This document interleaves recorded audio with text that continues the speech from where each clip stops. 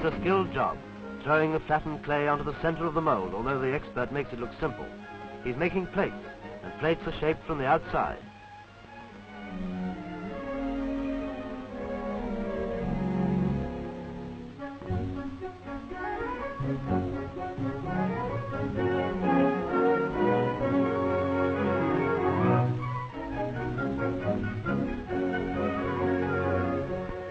All along the line they're making plates, for the English potter supplies the needs of the world at large. Look over there. You'll see girls making cups. Cups are shaped from within, otherwise there's not a lot of difference. After all, a cup is really only a small plate with its color up.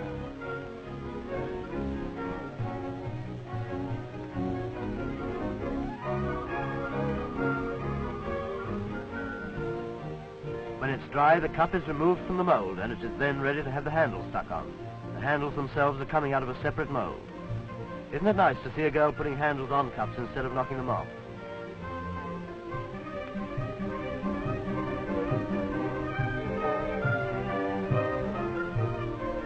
This design in relief which is going on now is centuries old, but it's still very attractive.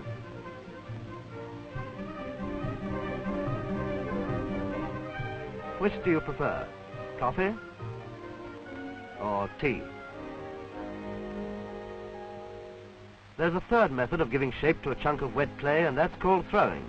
It's the oldest method of all, and it still depends entirely on the skill in the hands of the potter. The only modern touch about it is the driving of the wheel by electricity. Incidentally, this is just about the point at which we ought to be quoting a piece of Omar Khayyam, but everybody knows it, so we won't. Surely this is one of the most fascinating trades at which a man can earn his living, and it's a trade in which England has always excelled. These men are artists. Their work is brilliant. Apart from that, it must be very satisfying to make something really beautiful out of a piece of sloppy mess, like building a mink coat out of a wet mackintosh.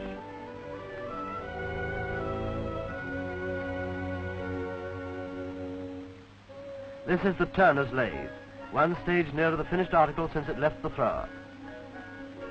In this job, as in almost everything else from driving a car to making love, it's important to know when to stop.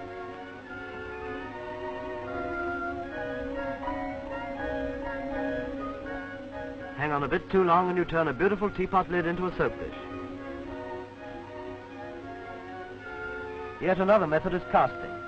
That's the time-honored way of setting liquid into a shape used for anything from a railway wheel to a blancmange. In this case, it's a cover dish, and when it comes out of the mold after having set, it's all complete, even to the handles.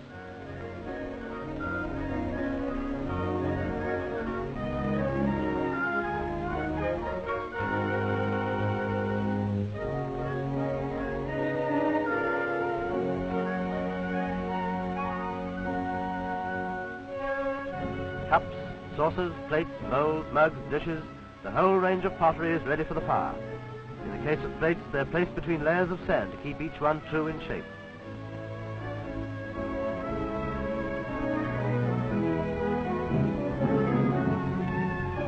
This is another stage at which science has been called to the aid of art. The electrically fired tunnel oven saves time, and the temperature can be kept in perfect control. The temperature in the oven is approximately 1145 degrees centigrade. Imagine the heat the cook must get in the oven at home when she brings out a plate all covered with little brown veins like a leaf in autumn. Presumably the answer is the cook has no control. This is the control panel. A careful check is kept on the heat in every section of the oven. What a contrast this is to the sooty bottle oven which for so long has been a characteristic shape up in the potteries. Let's get back quick to the shiny modern one, the opposite end where they all come out telling each other they've been through hell.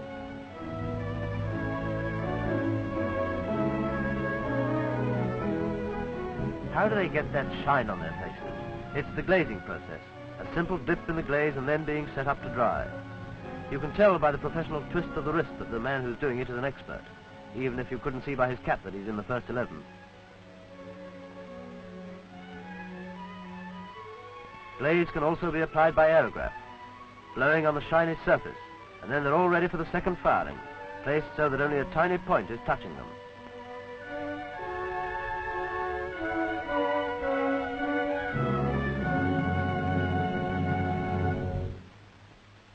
Modern pottery, like most of the best of modern things, has a keynote of simplicity. Plain colors and pastel shades are always pleasing and somehow soothing, but there's still a demand for attractive patterns, and the decorations are added by transfers. dye is rubbed into an engraving and printed on thin, moist paper.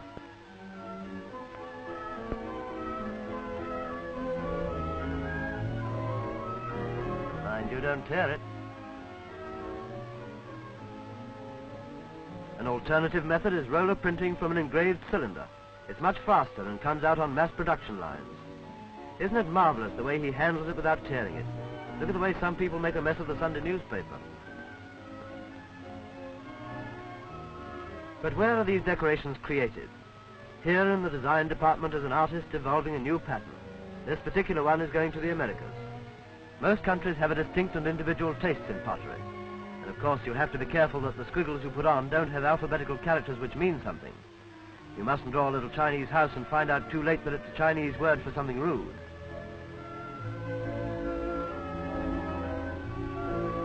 Back again to the transfers. They're all inspected before being put into use. Good printing, good design. Goodbye. After that, they're cut out and placed on the cup or the plate or whatever it may be and rubbed in. That little piece of paper is having a tough time, but its sufferings are nearly at an end. After this, it gets itself washed off, leaving the printed outline as a guide for enameling.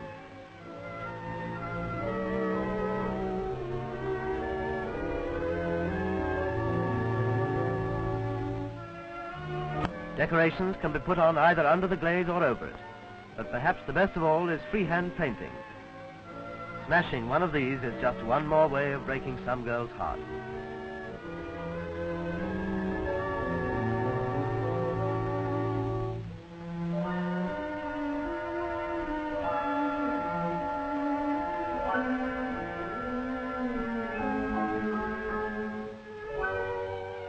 This, then, is the story of modern pottery, how art combines with science, how the ancient skill of forgotten centuries finds its reincarnation in the brain and fingers of craftsmen of the 20th century, serving to make the home more beautiful, or at any rate more unusual.